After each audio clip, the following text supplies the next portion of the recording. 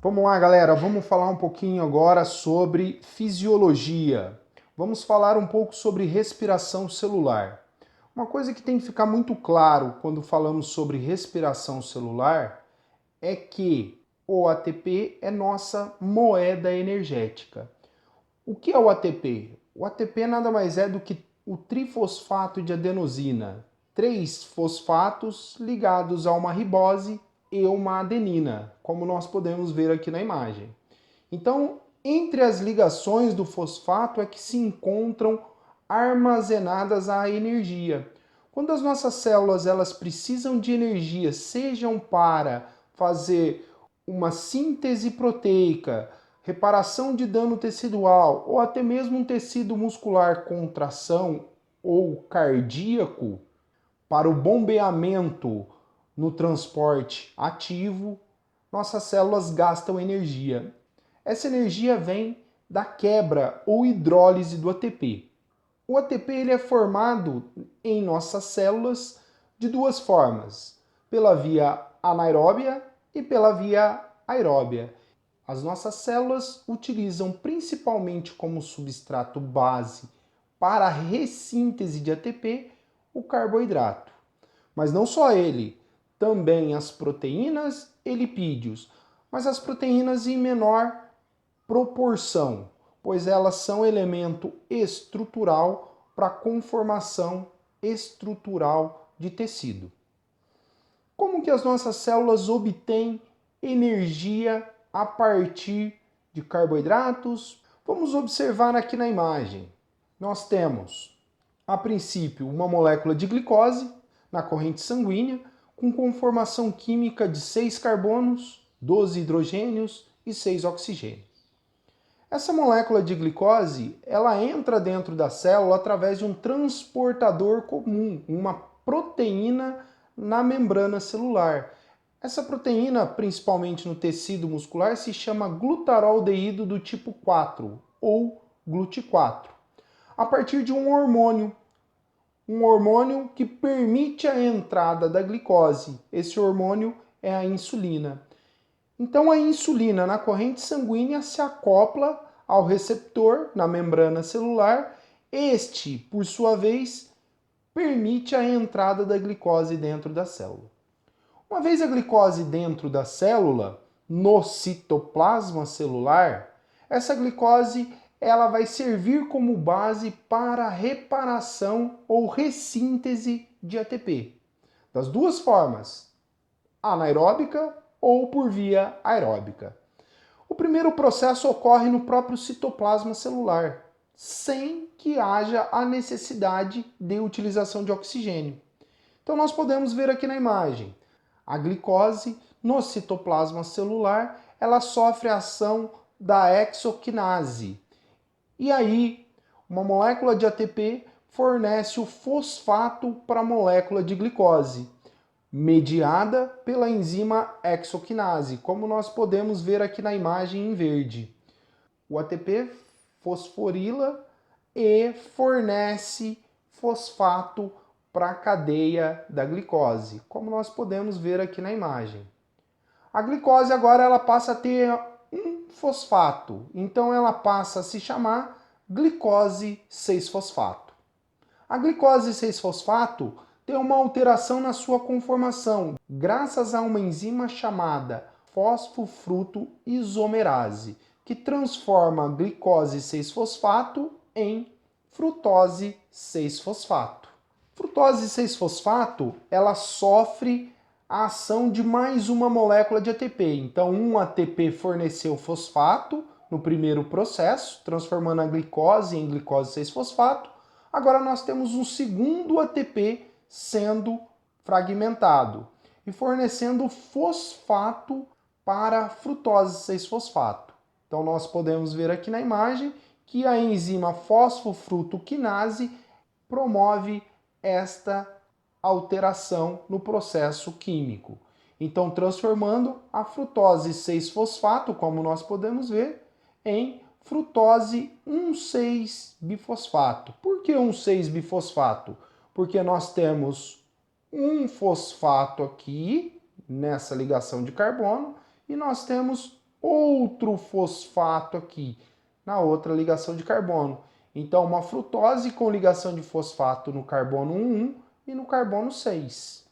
Logo em seguida, ainda no citoplasma celular, nós temos a ação de uma outra enzima, a aldolase. A aldolase ela quebra a frutose 1,6-bifosfato em duas moléculas distintas, chamadas gliceroldeído 3-fosfato, fosfodihidroxiacetato. A molécula fosfodihidroxiacetato sofre a ação da triose fosfato isomerase, que transforma essa molécula de fosfodioxiacetato em gliceroldeído 3-fosfato. Então agora nós podemos ver aqui na imagem que nós temos duas moléculas idênticas de gliceroldeído 3-fosfato. Nada mais é do que aquela molécula base de glicose que foi quebrada ao meio. Logo em seguida nós temos a ação de uma enzima chamada gliceroldeído 3-fosfato desidrogenase. A molécula gliceroldeído 3-fosfato, em seguida, perde um hidrogênio, no qual a enzima NAD, ou nicotinamida adenina dinucleotídeo, capta esse hidrogênio, e a enzima gliceroldeído 3-fosfato desidrogenase transforma a molécula em 1,3-bifosfoglicerato. Lembrando que esse processo está acontecendo em dobro, pois são duas moléculas de gliceroldeído 3-fosfato. Logo em seguida, 1,3-bifosfoglicerato gera um ATP, graças à enzima fosfoglicoquinase. Esse processo permite a formação de uma molécula de ATP por um 3-fosfoglicerato passando no processo. Em seguida, nós temos 3-fosfoglicerato. 3-fosfoglicerato sofre a ação de uma enzima chamada fosfoglicerato mutase, convertendo a molécula em 2-fosfoglicerato, que sofre novamente a ação de uma outra enzima chamada enolase. A enolase transforma 2-fosfoglicerato em fosfenolpiruvato. Novamente, é formado mais uma molécula de ATP, através de uma outra enzima chamada piruvato quinase. Essa enzima transforma fosfenolpiruvato agora em piruvato.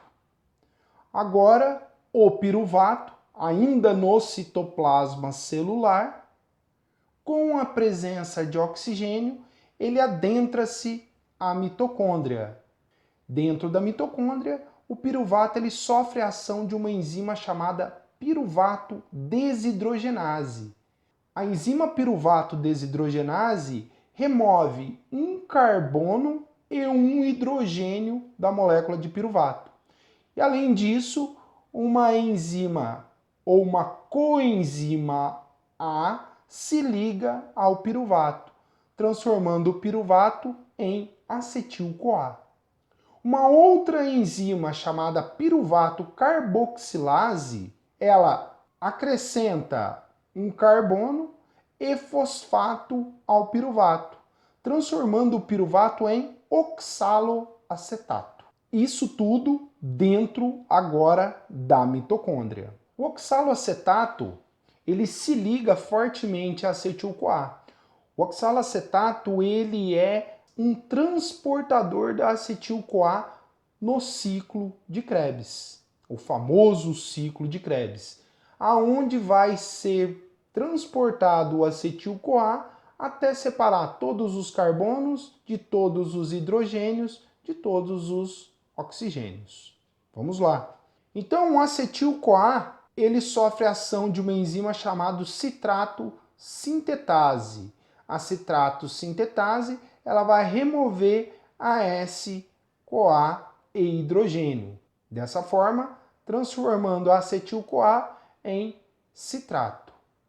Uma outra enzima em seguida, a aconitase, vai agir sobre o citrato, transformando o citrato em isocitrato. Mais uma vez agora, a molécula isocitrato, através da ação da enzima isocitrato desidrogenase, fragmenta e remove um carbono, como nós podemos ver aqui na imagem, e remove um hidrogênio do isocitrato, aonde NAD vai capturar esse hidrogênio. E o carbono é ligado com o oxigênio, formando dióxido de carbono. Em seguida, o isocitrato se transforma em alfa-cetoglutarato. O alfa-cetoglutarato ele vai sofrer a ação da enzima alfa-cetoglutarato desidrogenase, que vai remover um hidrogênio e um carbono também do alfa-cetoglutarato. O hidrogênio será capturado por NAD, liberando um hidrogênio e liberando um carbono do alfa-cetoglutarato. Além disso, uma outra enzima S-CoA, se liga à molécula de alfa-cetoglutarato, transformando-se em um succinil-CoA. Está aqui a enzima S-CoA, ligada ao succinil. Agora ocorre a formação de um ATP, graças à enzima succinil-CoA sintase. A enzima succinil-CoA sintase faz com que a molécula de succinil-CoA produza um ATP, libere um hidrogênio e libere a enzima CoA. Com isso, nós temos um outro composto, o succinato.